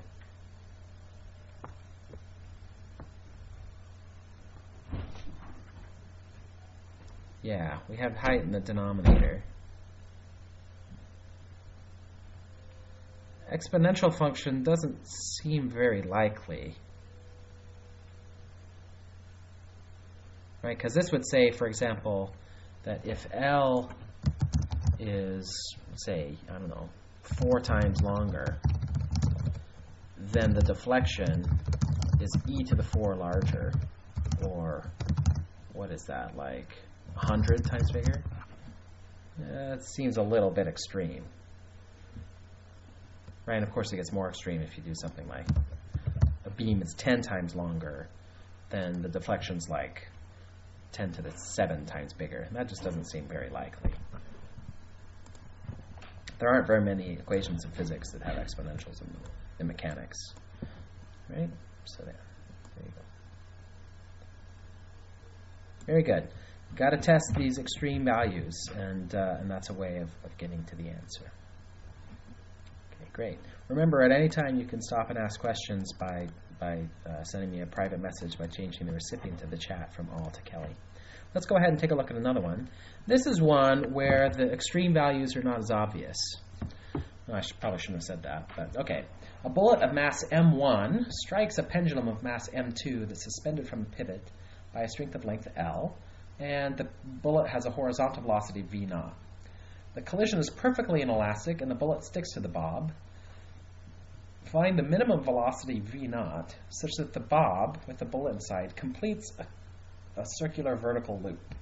Right? It's able to go all the way around.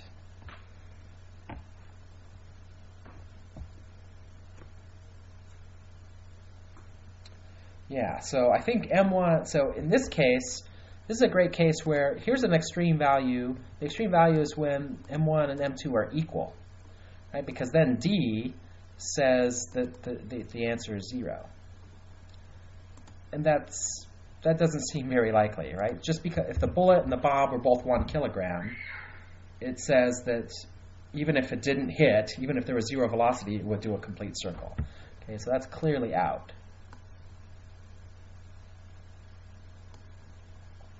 What about A and B?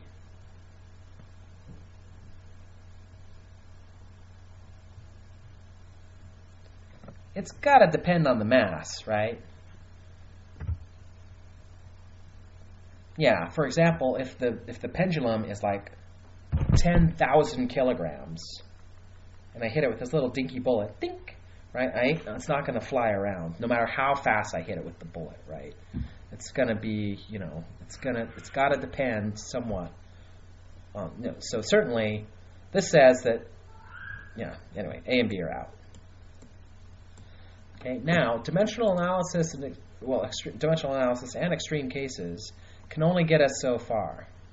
The difference between this one and this one is, if this 2 were inside here, a difference between a 4 here and a 5 here. That is not something we're going to be able to solve using this extreme value technique. So we're not going to. We could spend some time doing this problem, but we're kind of running out of time, and there are a lot more physics tips I want to get to. So I will let you solve this problem on your own, and let's get to some more of the physics tips. And we'll come back to do this. Yeah, what you need is the velocity. Yeah, the way you do it is it has to complete a circle, and so because it's suspended by a length of string, it's not just that it has to reach the top with 0 velocity.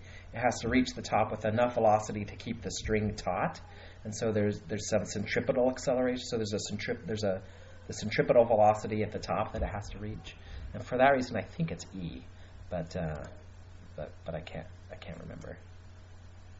Honestly, sorry.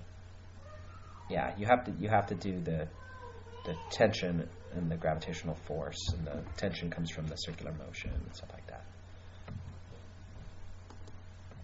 That's the hard part of that problem, is to realize that because it's a string, it has to still have velocity at the top, or else it'll be fine. So yeah, it's a lot of work now to get to the answer. All right. So answer reasonableness is another thing. You want to ask that the answer is reasonable, and this isn't so often a big deal on the F equals MA, because if you have done, the units and the limiting cases and things like that, you're likely to be okay. And plus, if you do calculations wrong, let's say you do a plus sign instead of a minus sign or something like that, then you will usually get a crazy answer, and it won't even be one of the choices. And so you'll kind of already know. So this isn't one that comes up often, but you always want to kind of sit and think, is my answer reasonable? So, for example, here's one. Some question, da-da-da. What is the mass of the child?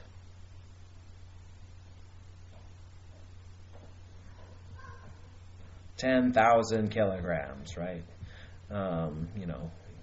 So right, only. I mean, technically that's not physics, but in some sense it could be, right? So it's probably B. Anyway, it's just an example.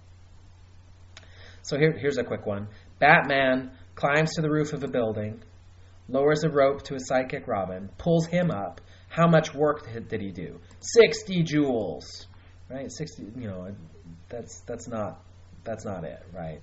60 joules is way too small for this problem, and so you can do this pretty quickly. The other thing to keep in mind when you're doing this isn't the same as answer reasonableness, but that's another thing to keep in mind. The other thing to keep in mind is that if your answer choices differ by a huge amount, right? All these answer choices are pretty different. It means you can do some approximations, right? So it means that, for example, you can probably, you have to multiply 30 times 75 at one point.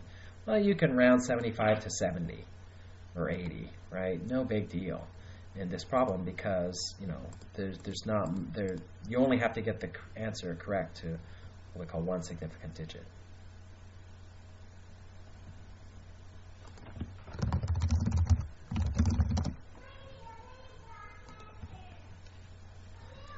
All right.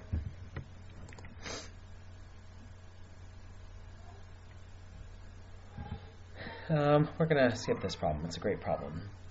All right. One thing that another really important physics tip is to draw a figure. You really want to. Almost every physics question can be helped by a good figure. Some thoughts on figure drawing. You want to draw a large figure. You don't have time to save trees. Although I think on the F equals MA exam, it's one of those sort of a little bit different. I think you can't bring in your own scratch paper. Let me.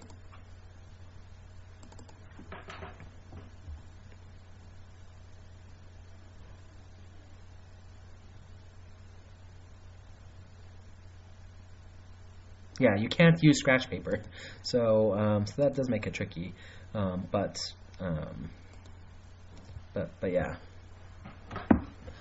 yeah, there's room on the packet, so it shouldn't be too bad. But you want to draw a figure. You want to draw your figure as accurately as possible. And after you draw a figure and you realize it's really not quite right, you've got the angles all wrong or something like that, you can draw another figure. Don't be worried about that. Yeah, now's a good time also to mention that there are two ways of taking the test. You can take the test on paper, or you can take the test sort of online. And the online, when you do it online, you do get scratch paper. Yeah. Okay. Good.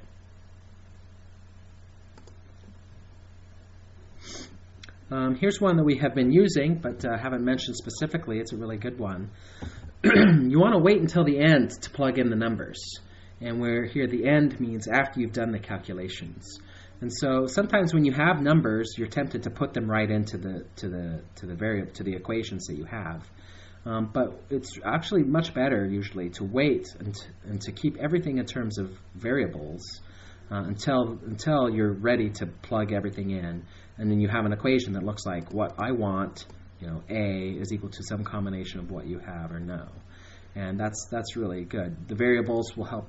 May help you to may cancel in a way that will help you do the problem faster and things like that. So that's one thing to do.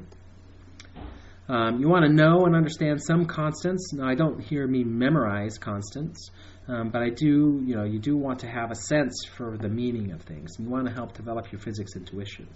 So, for example, how much is 1 Newton? Would you say 1 Newton is a lot or not very much?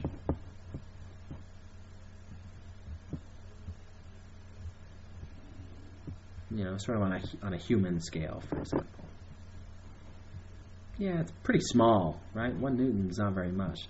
A Newton is the force given by a 100-gram object. 100 grams is not very much, right? A gram is super tiny. It's like a paperclip. So 1 Newton is not much force. 1 watt, also not a huge amount of force, right? So not a huge amount of power, sorry. What's the typical density of a material? Let's say you needed the density of something. There are some fluid mechanics questions, and so you might have a density that would come into that.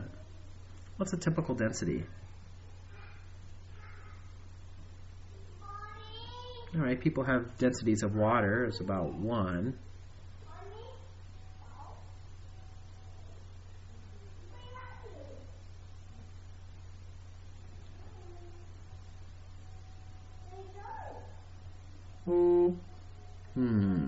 So I'm going to say that 1 is not the best answer.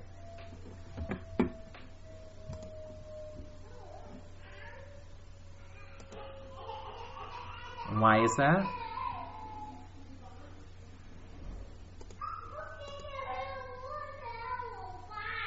What's wrong with 1? Yeah, it's 1,000 kilograms per meter cubed, right? SI units. Okay, so don't forget, SI, everything's in SI units.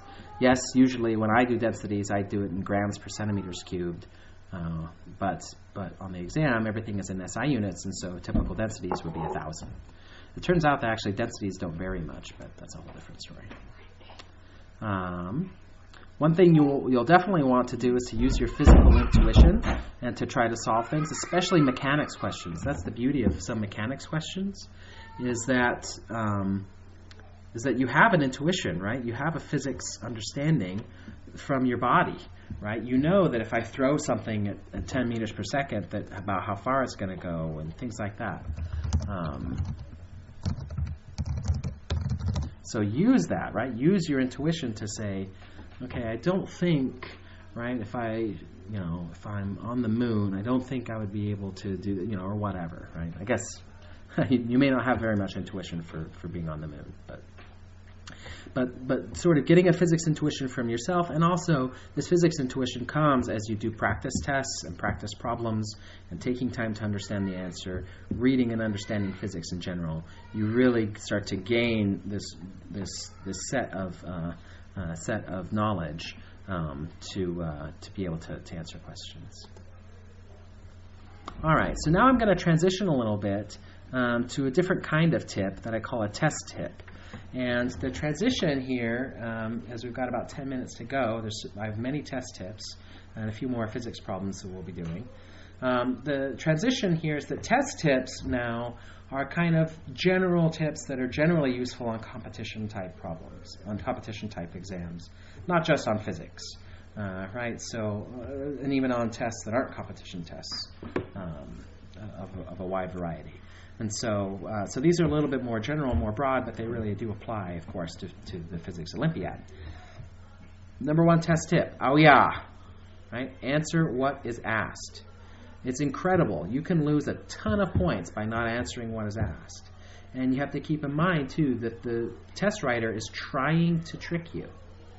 They're trying to make sure that you really, really do understand what's going on. And so if you read a question and you think the test writer is asking for something, but really they're asking for something else, you can get the wrong answer because they will put that as one of the choices. And so this means you want to read the question, you want to read the answer choice, you want to read the question again. And what I like to do is I like to underline what the answer is looking for. I guess I should have been doing this the whole time. Right? Underline, what is the answer looking for?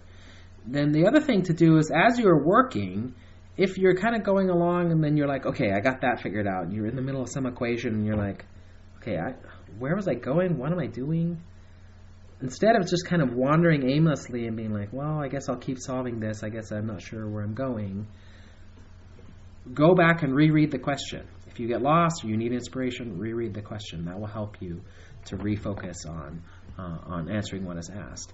And I like to, even one more time, just, even if I figure out the answer, okay, the answer is B, before I fill in that bubble, just check one more time to make sure that I was solved for the density and the question asked for the density. Answer what is asked. Very important. Okay, let's talk about guessing and how guessing applies to the F equals MA exams. People have been asking about this. Remember that in real life, this is not a trick. We do educated guessing all the time. Because on the F equals MA exam, wrong answers are penalized, randomly guessing will not help you. So you definitely, at the end of the exam, your teacher calls out 15 seconds. You don't want to be like, okay, B, C, B, C, B, C, B, C to fill out the last 7 questions. That is not a good idea. However, on the other hand, remember that you don't need a perfect score on the exam, that if you can eliminate choices, you can increase your score, and that you don't need anything more than a score to qualify. Otherwise, scores do not matter. So this is kind of what I would say in terms of how it should kind of break down. Plan on answering something like 12 questions solidly. You feel like you got the answer right. You actually do the full problem and you really work on it. 5 questions with strong guesses. Maybe you do them and you're like, well, I think you plug in V here, but I guess I'm not wholly sure. I do get one of the answer choices, so I'm okay with it, but you may not be totally sure. And then another 5 questions, you might be like, I'm not really quite sure how to do this one, or I don't have enough time to devote to it, but based on limiting cases, I can eliminate 2 or 3 of the answers, and so I'm going to guess on the other part. You could do, say, 5 of those. And really important, plan on leaving and not even doing 3 of the problems. And allocate the time for those problems that you would have spent on those problems, allocate that time over to the other problems to make sure you have enough time to do those. I would say that people tend to be time limited on this exam. So let's actually take a poll. I've never had so many great F equals MA people here. So answer yes if you run out of time on the F equals MA exam, that time is a major limiting factor. And answer no if it's really that you're able to do, you would be able to do everything in the time, but maybe your physics isn't quite as strong.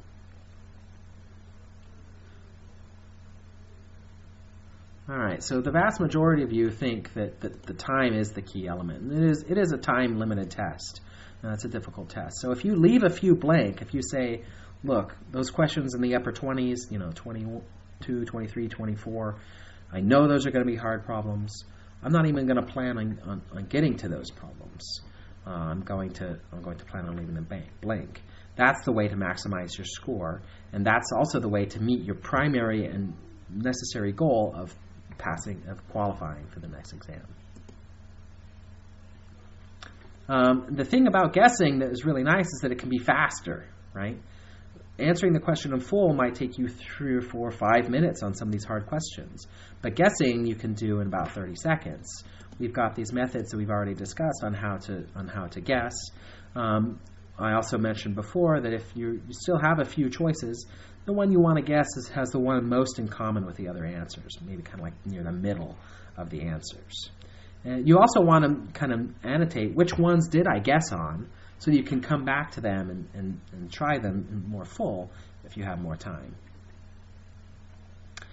The nice thing about this strategy is you can test it by taking a practice exam under test conditions and see how it goes. Now we are basically out of time, so I'm going to be a little bit going to kind of go quickly here. I want to say a few more things. I said that. All right. So another test tip, another thing to keep in mind as you're solving problems, is that as you're solving a problem, it's kind of like you're building a bridge. You're starting from the side of the problem and you're getting to the solution side. And you're building a bridge. Some bridges can be built in one piece. You have one formula that gets you from the question to the answer. But many bridges require more work than that. And all I'm saying with these building a bridge technique is if you're trying to solve a problem, you might work forwards, you might work backwards, you might even start in the middle and work that out. And in that way, you can hopefully bridge from the question to the answer. So if you don't know how to start a question, try to work backwards from the answer. So here's an example of a question like that. It's a kinematics question. Robin Hood aims his longbow at a target 30 meters away, and it strikes exactly 1 meter below the bullseye. How fast did the arrow move? And so in this question, you have to combine the motion in the x direction and the motion in the y direction. And there's basically there's multiple formulas that you have to use to kind of build your way to the answer.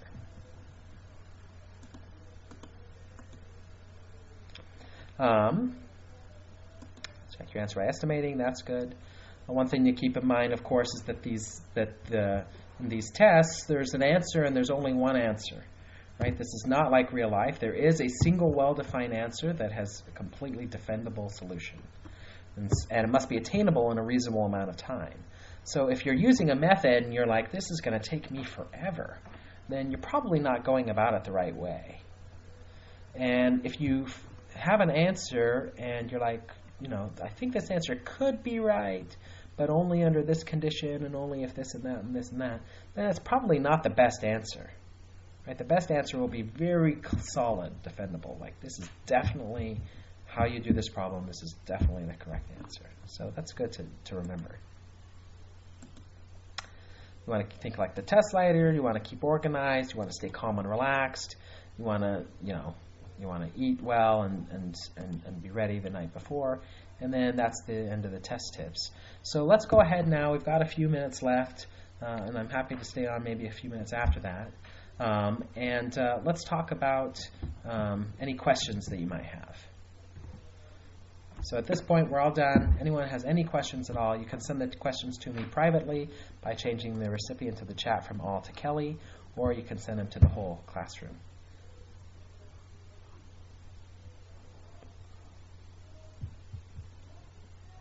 I'm sure people have some good questions.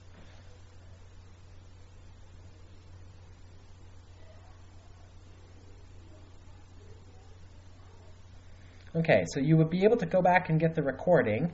And the way you do that is basically the same way that you came and signed up for this course. So the same way that you came to WizIQ and then you clicked on Launch Class or whatever and did that. It won't be ready right away, but in a few hours you come back and there will be a link that says Watch Recording, and you can watch a recording that way. Akshay asked about rotational mechanics, and definitely rotational mechanics is on this exam. Rotational mechanics tends to be the most advanced and most complex area of mechanics, and for that reason, it definitely shows up on the F equals MA exam at a pretty decent level.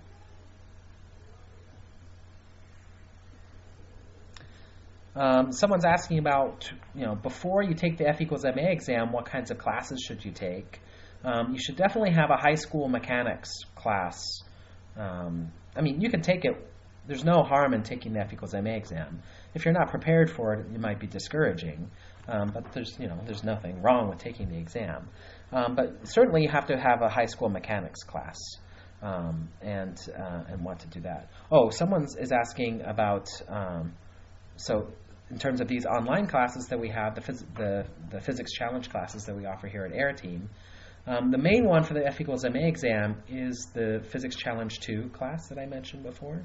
And that would be the main one. If you have taken high school mechanics and you are familiar with that, then you can go right to that class. If you're still a little rusty on high school mechanics, not sure what kinetic energy is, don't really know about how to solve, don't know what the moment of inertia is, things like that, then you might take the physics fundamentals class before that, sort of equivalent to a high school class.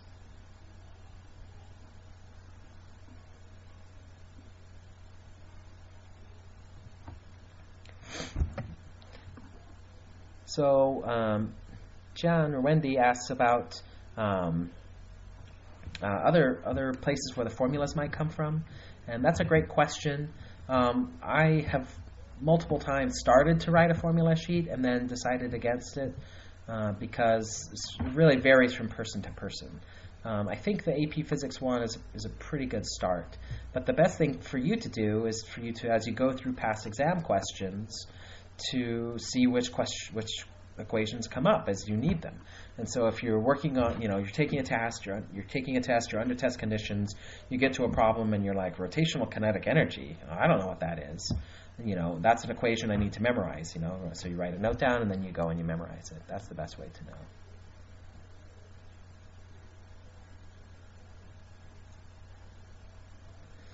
The PowerPoint, I think we can make the PowerPoints available.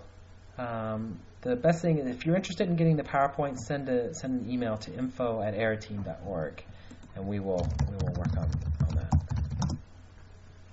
that. You have access to recording. You can have access to the recordings right away.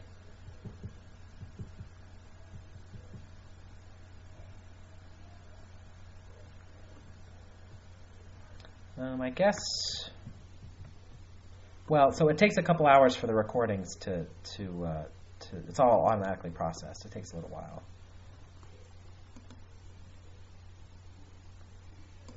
Okay, so someone asked about which moments of inertia that you would need to know. I would know 4 or 5 of the basic ones. Disk, sphere, hollow sphere, rod. That's probably good. You don't need to know hoop. You don't need to know a lot of them. Someone asks, what's a good score to get on your first try at the Olympiad? The Physics Olympiad is a hard test, and so on your first try, if you're getting a score of 5, that's a pretty good start, right? And so sort of in the 5 to 10 range. If you take the exam and you get less than 5 points, then you probably need to study more physics just in general before you worry about competition physics. If you study the exam, if you take the exam and you get 20 points, then you're pretty good. So that would be good. Yeah. Oh, so Swapnil's asking if you order the other physics classes that we teach, so if you want to join the Physics Challenge class. So it's a little bit tricky.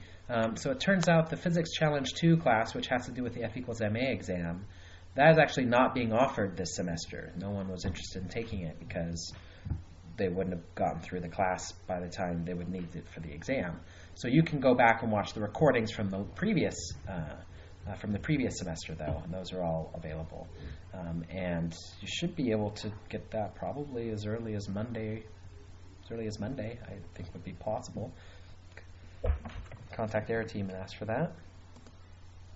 All right, so there are a lot of people who are probably ready to get going, so we will go ahead and say goodbye to everyone. Thank you very much for being in class. You're welcome to stay and ask a few more questions, but appreciate everybody for coming, and we'll glad that you could. Good luck as you take the F equals MA exam.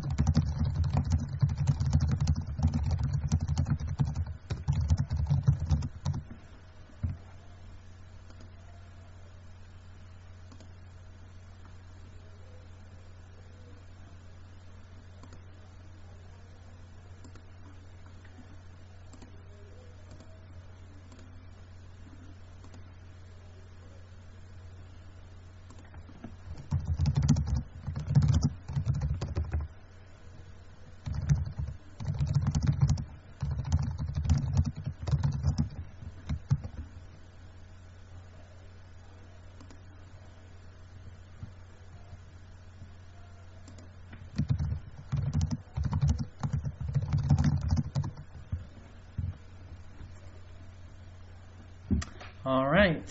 Thank you very much, everybody. I'm going to go ahead and close down. Appreciate your coming to this class.